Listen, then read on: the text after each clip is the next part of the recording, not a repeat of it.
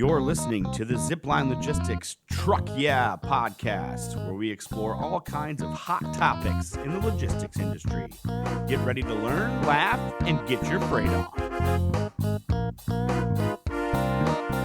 Ladies and gentlemen, welcome back to another edition of the Zipline Logistics podcast. My name is Jesse Juett, joined with me, as always, Teddy Lee Knox. Hello, Teddy. Hello. How are you today? Wonderful. We got another special guest, recurring guest, tri-host, co-host, co-founder of Zipline Logistics, Andrew Lynch. Hello, Andrew. Hello. Welcome back. So glad to be here. We're talking Q4 market update. We're excited to talk about it. Let's just dive right in. Q4, busy season? Yeah, I mean, this is the time, Typically. right? Normally, you'd see, sort of peak happening on, especially at this time of Q4 of retail season, and people starting to prep for all that holiday shopping, and families buying snacks and sodas and things for tailgate and football Saturdays and Sundays. So yeah, it should be humming out there. Should be is a great call out. What appears to have happened is that some of the inventories were pulled in, which means that the stuff's already here. So the ocean freight continues to drop. We'll see what happens on that import side of things, right? Yeah. If that really starts humming again into early October, late October, before the holidays. You sort of get to watch this lag happening between what like the economic survey data says and what the economic activity looks like. I think I don't know. I mean, I'm 45. I don't know that in my lifetime, or at least in my time of being like aware of economic surveys versus indicators, that I've ever seen anything like this where like you just are on this sort of this, what feels like sort of this wavelength where, month over month, it's like the consumer is feeling really down about inflation, or they're down about their capacity to spend. So then the next month you see that spending is a little bit lower. And then this month you see that, hey, the consumer sentiment is really high and consumers feel really good. And I think it's like this, maybe horrible reflection of the news cycle and all the uncertainty out there. But, I do think maybe for the first time, and again, in like kind of my lifetime of awareness, I'm seeing it really play out where, in May, you hear that consumer sentiment is low. And then in like June and July, sure enough, like the consumer didn't really perform as well as you expect them to. And so, I think that the last I saw that there was, like kind of pretty positive consumer sentiment surveys. And what I would like to think is that that's going to translate into, better consumer activity in hopefully October and November. But, I think it's just really interesting to be sort of watching how much the mindset as opposed to the like actual economic data or results is affecting kind of all of our day-to-day lives.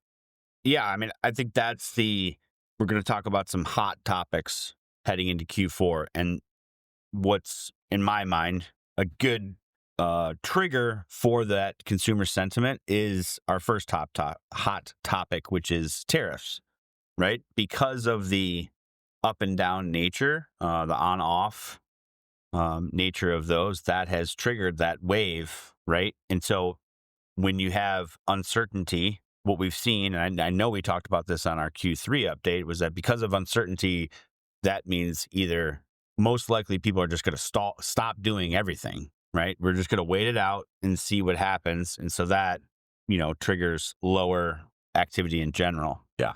Or a big push, like we just mentioned with the inventory. All right, the tariffs are going to go into effect on August 9th, so let's get everything, rush it in, in July or early August before we get hit with the number. And then, as we've seen, not a lot of activity post August 9th, right? Yeah. And the news that's come out recently is that there's going to be another legal discussion. Decision. I don't even know if that's the right word, but back and forth. Yeah. I think that tariffs is some of it, but the last 5 years before September even happens, there are Halloween decorations in every single store. So we're having more imports coming in more, shipments going into stores around July to prep that back stock so people can then actually go and stock the store shelves, because also there's a labor shortage everywhere. It's not just drivers, it's everywhere. So you have to have those things prepped in advance. So I think the tariffs is some of it, but I think some of it is just the way consumer habits have created the need to have everything well before it happens. Yeah. So right before Halloween, all the Halloween decorations will be gone and it will be filled with Christmas. Yeah. And so we're working on that too. I still think that we're going to see some changes in the imports in October, like we always do, some increases. But I think a lot of this always ties up really, really well with the market, with the changes. When consumers get stressed out, they tend to spend more. Yeah. Instead of alcohol, they're going for the, healthier beverages, like the hop waters that kind of help relax you. You're going to buy more of those. I know I do. When school starts, I need something. It's stressful. Yeah. It's a lot. When school's starting... A little breeze, perhaps. Yes, exactly. Breeze, why not? Exactly. When school starts, the market's also shifting produce, going to the West Coast, and rates are changing, and everyone starts panicking a little bit more. So I think all of these things line up really, really well. But, we have the head down mentality, and we're going to blame what's on the news, and the news is talking about what is selling, which is this. So that's top of mind. But I do think it's more of that when it comes to the market. And if you are only looking at the headlines, you're going to miss your opportunities for growth, and you're going to miss your opportunities of, like how to actually optimize things. So I think it's a little, I know I just went on a full rant there, but I think well it's said, a little bit more than just. Yeah, I know. I do think that's one of those things that listeners can see in real life, right? Like, are my store shelves currently stocked with a holiday that's 8 weeks away? Yeah. By the way, other hot topic. Got a neighbor that already had his Halloween decorations up on Saturday. We do too, yeah. I was not pleased to see that. I'm not okay with that. It's not, Christmas already creeps into everything. Like, let's not do Halloween creep too. 2 full months of Halloween? Get out of here, right? It's too much. Got a skeleton coming out of your mulch and be a Wiccan on Labor Day? Yeah. Well, is it one of those things that it takes like 7 days to set up, so they need to let it be there for No, it was a stupid skeleton crawling out of their mulch. It's fair. I don't like it. That's basic. Guys, that's basic stuff. That is basic stuff. Yeah. At least show me something, at least make it spring out. Get something spring loaded. We need a blow up. A blow up. That's just too early for blow ups. Crazy. God, what are you doing?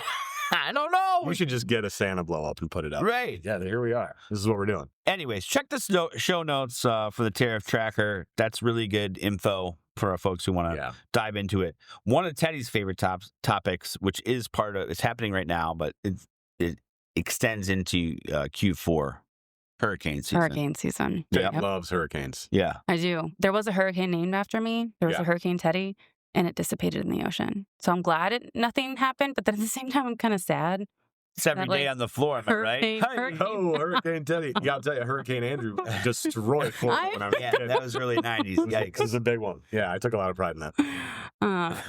So I don't actually like destruction.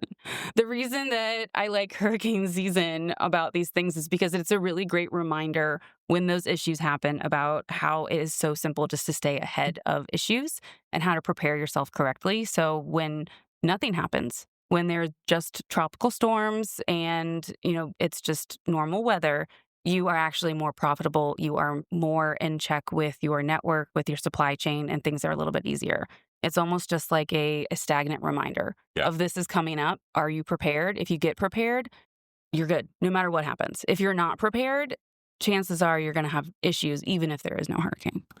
Yeah, what do you guys think about how hurricane season is going to go this year? Right? There's always, I think, throughout my career, I have these sort of touchstone moments, of market shifts, all the way starting kind of back in 2001, where a hurricane happens, and when you're young in your career, you don't really understand the whys or the whats, but that oh man, it just got hard to move freight, or oh man, why is this affecting my capacity in Nebraska?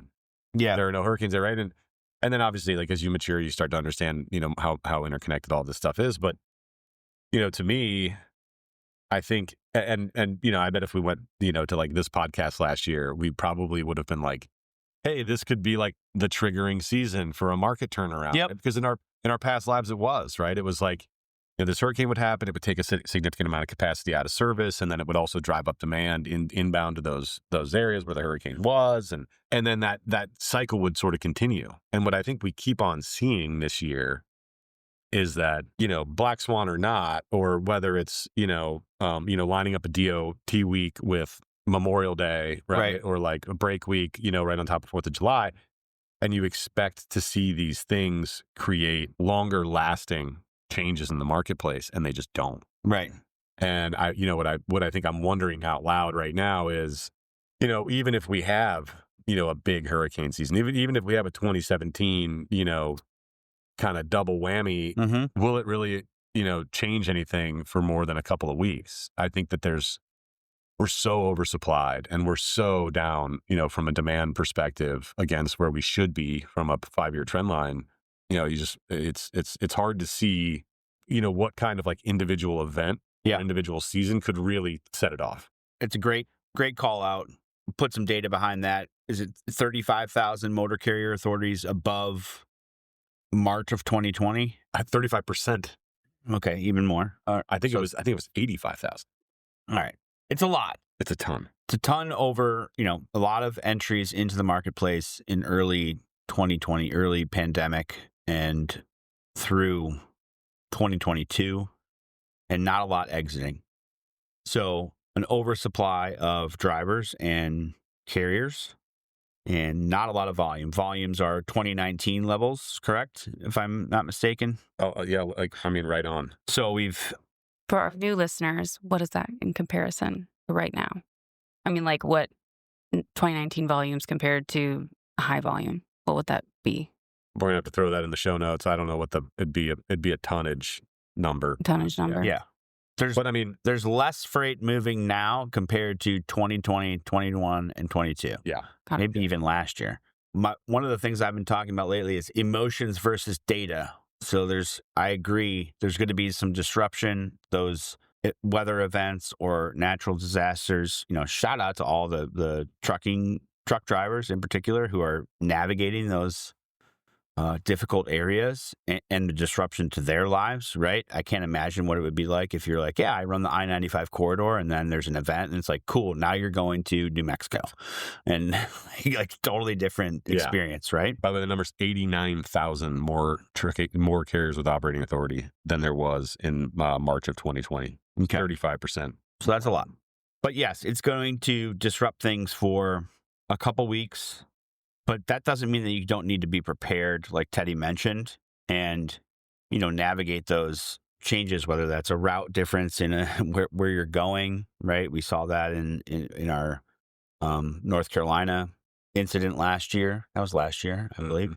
And so it's, all the stuff that we harp on consistently: communication, planning ahead, asking questions, picking up the phone, calling people, talking to them, figuring out what's the best way to navigate it, and then communicating that to our customers clearly and effectively. And most importantly, keeping people out of harm's way, right? I think that's super important. Yeah. And I think, it takes a certain level of partnership to be willing to be the voice of like what's not possible. I think this industry, like for better or for worse, mostly for better, really has like we're going to get it done. I don't care what you're out to get it done. Right. And like, that's cool until you're asking someone to like drive a truckload of potato chips into a disaster area. Right. And it's like, well, hey, maybe we can calm down a little bit. Yeah. You don't need to send potato chips. If it's bottled water, yeah, get that moving. But like, let's just, let's like just level set on how important it is that, Save a Lot in Jacksonville gets their pretzels today. It's just freight at the end of the day. Yeah, most of the time. It's super important. Of the time. And it's very important to obviously to everyone, to all of us, right? Like it's somebody's job, it's somebody's livelihood, it's somebody's revenue, it's somebody's business. Safety first. But yeah, and look, I think that's for the best for everyone, because again, at the end of the day, there are times when it's just not possible or doesn't make any sense to send a truck. The equipment agrees. AI agrees. The machine says I'm right, so I am. I think you bring up a great point with that, and I'm just going to keep going with it. That's okay. But I think that it's really important with that to note that there's differences with the retailers as well from a couple years ago. So we talk about hurricanes in 2017 and we talk about hurricanes now. On all of the portals, you have an option to add weather or natural disaster as a delay.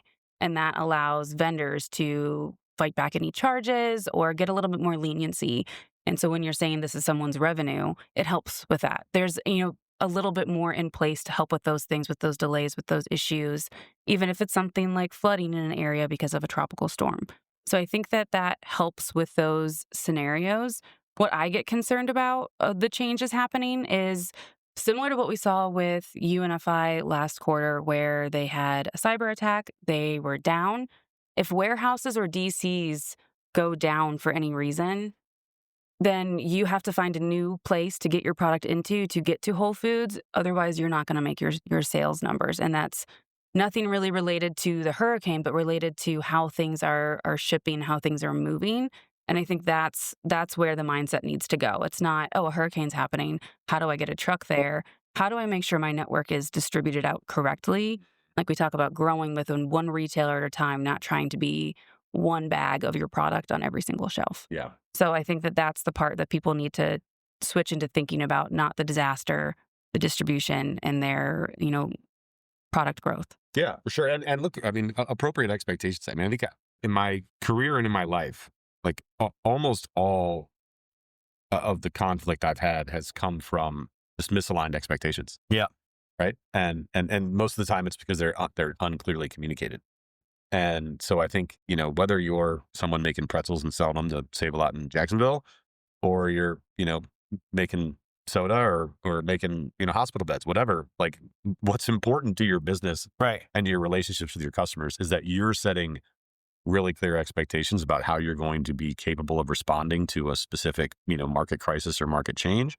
And us as facilitators of those suppliers, like our job is to be the clearest communicators possible to them on what's feasible, what makes sense for their business. So yeah, I'll get you a truck to bring pretzels into Jacksonville, Florida during a hurricane.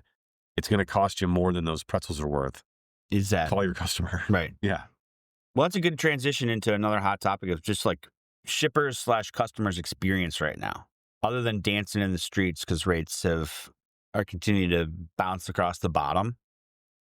What else are you seeing from your discussions with our customers or other customers out there, shippers? I think that we're in a time, and I think we've touched on this in the past because we've really been in this time for a very long, uncomfortably long stretch, but where margins and costs are so thin, right? I mean, costs for carriers are so higher than they've ever been. Costs for freight brokers and transportation providers are also high, employee costs, insurance costs, all of those things, right? And it makes, small shifts can create really big impacts, right? And I'm going to go back, like, beat the dead horse of like what we at Zipline don't sell is sonar data. What we sell against are the behaviors of our competitors, right? And the value sets of our competitors. And we obviously sell those value sets to people that share them, right? And so to the extent that you're someone who does value service, and of course you're getting it right now because service is falling out of every tree that you drive by, pay attention to what happens when it's just a break week in the softest market in industry history. And you've got trucks not showing up, or you've got people, suddenly blowing turbos. You're suddenly hearing that the guy blew a turbo again. That hasn't happened since 2022. Those are the things that I think people really need to focus on, because I've thought a lot about this lately, that like there's this sort of false salve going on for shippers right now, where like everything's easy and you can have, like, we all know, I mean, offline we were just talking about this, that like there are shippers that just objectively do not have their shit together, right? Like they're calling things in last minute. Their stuff's not where it's supposed to be. Right. Their allocation is a mess. They've got ships passing each other in the night. And at the end of the day, like they're getting away with it because of these historically low costs and how much 89,000 extra trucks in the market. And our place, as a service provider to consumer goods businesses has always been to create flexibility and like dynamism in a place where like there really isn't any, right? Like Your manufacturing is very constrained. It's very scheduled. It's very tight. Your receivers are the most strict receivers in the world, right? You don't have a window. You have a minute that you have to be in a place, right? Thousands of miles away. And, nothing about your business provides you any sort of leeway for a mistake or for a delay. And what we've always been able to do is like create that for people, right? Like make it a team, make it an expedite, put it on a plane, right? Right. Put almond flour on a jet. Like these things that we do, they cover up those issues, right? And where they show up, right, is in our monthly meeting when we're like, hey, yeah, you spent, an extra $50,000 this month because you expedited every shipment from this supplier because you weren't, or because they couldn't get it ready fast enough, like whatever the reason is. We covered that for you, but here's where it's showing up. And right now it's not showing up in your budget in the way that you would think it would. Right. Consistently. Yeah. And I think the fear I have for folks in our space, for people that aren't our clients today, is that like, you have this false comfort, and think about how many people are in the seat. Like that's that transportation decision maker seat tends to be like sort of a stepping stone, right? I mean, people are in that seat until they move up to, supply chain manager. And how many people, it's been 3 years, right? How many people have never even seen a difficult freight market?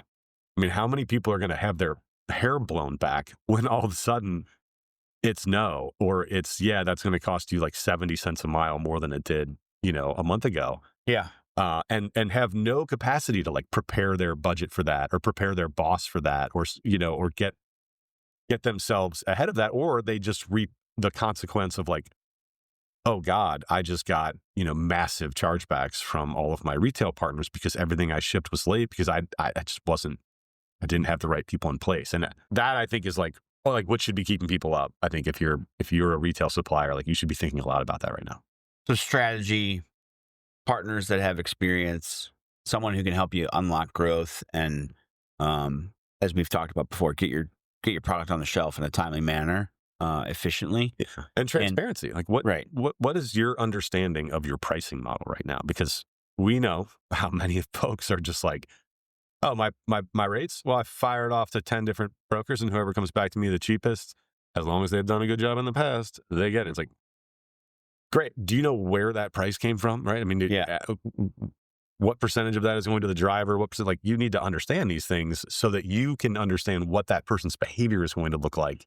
If you have a last minute shipment, do you follow that same process? No, I just send it to the guy who did the cheapest one. Cool. What's that price look like? Is it quadruple or whatever? Or I send it to the guy that gets it done every time. It's like, cool. Is that guy taking this opportunity to rake in a month's worth of margin because he's been, waiting? He knows you're going to send this email on Friday night. Yeah.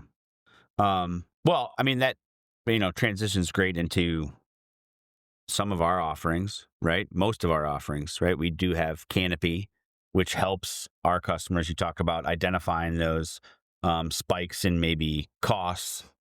We have identifiers like cost per skid, cost per mile, and that can be drilled down into a lane level, into a shipper level, into a consignee level, which is super, or a retailer level even, which is exciting. So that certainly highlights our retail expertise and, the relationships that we have with those customers who we are meeting with, in some cases daily, but most likely monthly or quarterly, right? To review that, to both look forward and look backward. Hey, this is what happened the last month. This is what happened the last quarter. This is what we're seeing now. Drives those efficiencies and then helps us come up with plans to change, right? And it doesn't need to be a massive turnover, right? We're not right now. We have this capability, but we're not dealing with a lot of people who are like, you know what I want to do? I want to move out of my warehouse and go somewhere else, right? Like that's just not, because things are, like you said, going well for shippers. Yeah.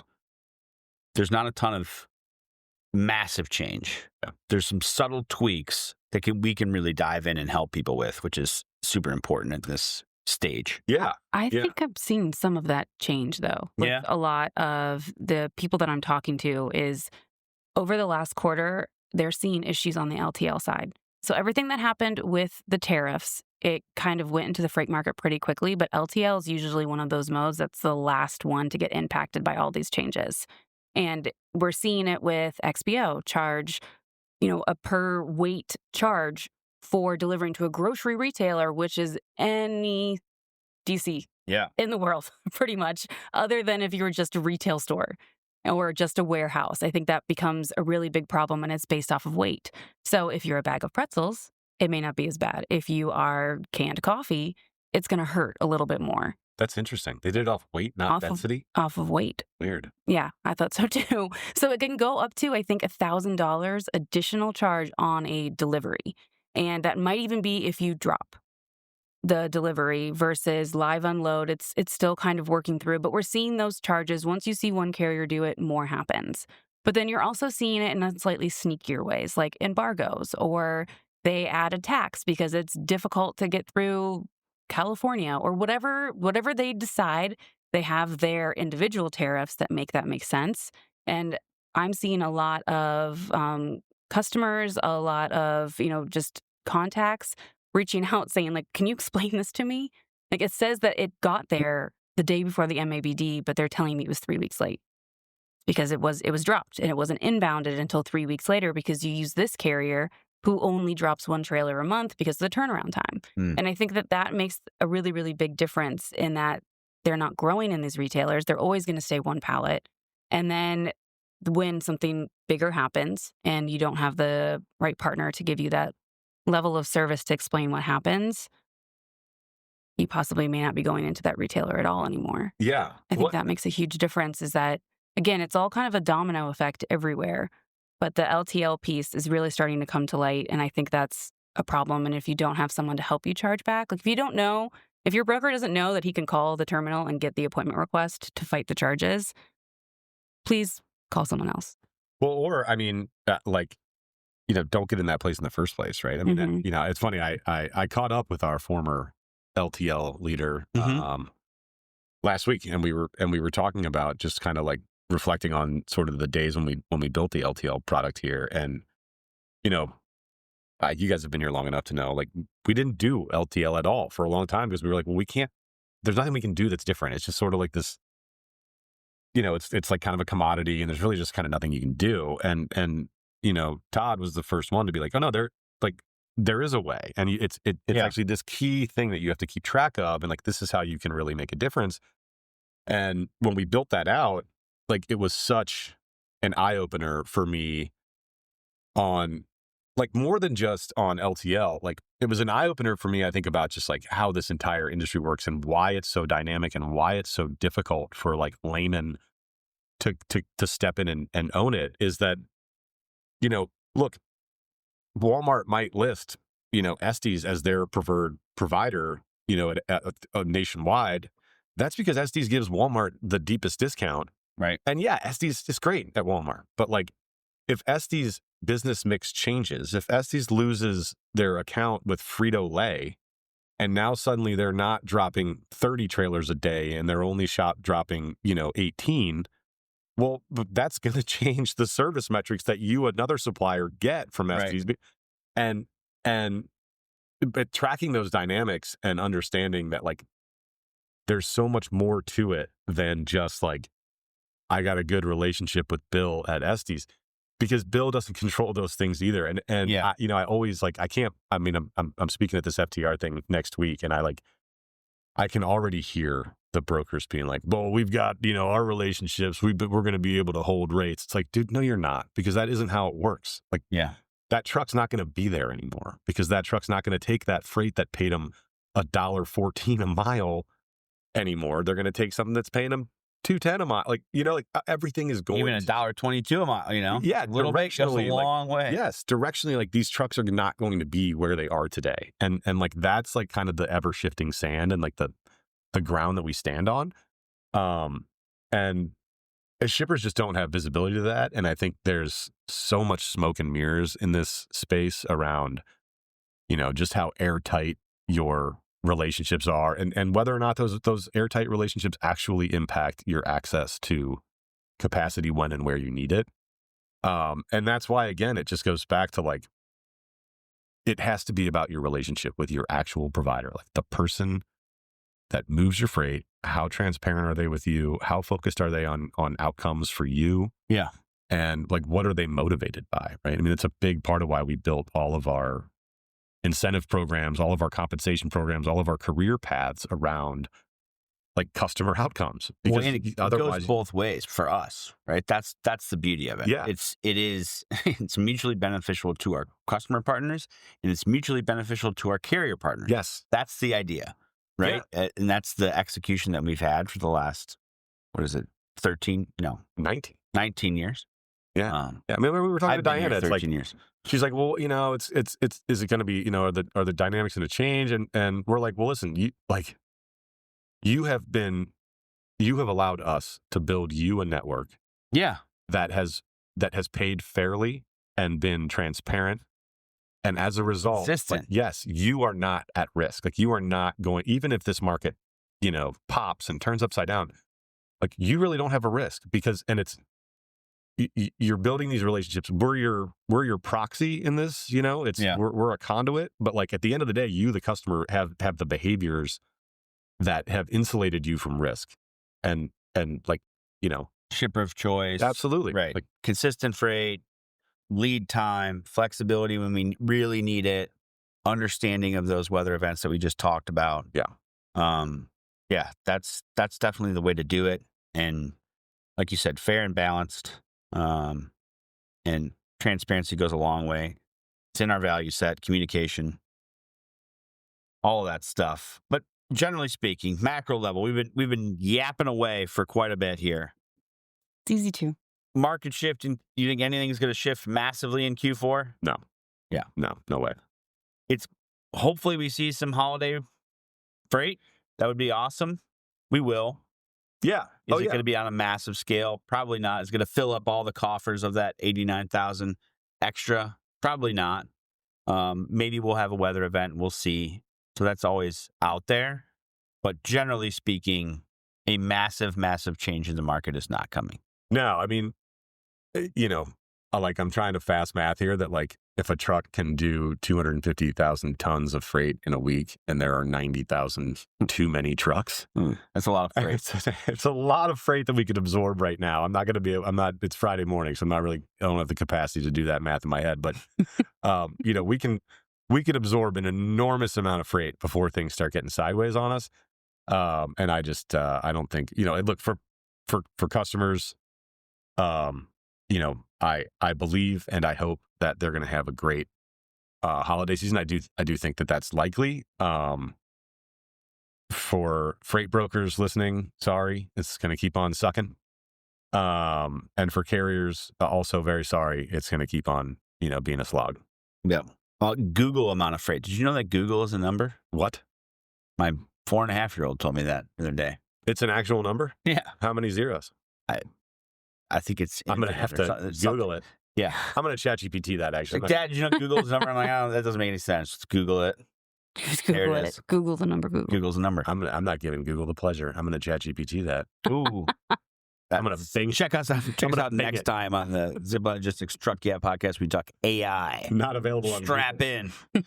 With that in mind, like and subscribe. Leave us a 5-star review on Spotify or Apple. Check out the quarterly update blog, ziplinelogistics.com/blog.